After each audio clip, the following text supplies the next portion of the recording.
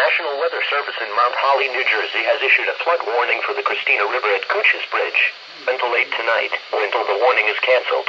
At 4:01 p.m. Tuesday, the stage was 10.9 feet. Flood stage is 10.5 feet. Minor flooding is occurring, and minor flooding is forecast. The river will continue rising to near 11.3 feet by this evening. The river will fall below flood stage this evening. Impact at 10.0 feet.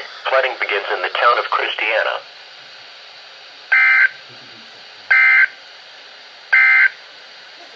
The following is a flood stage.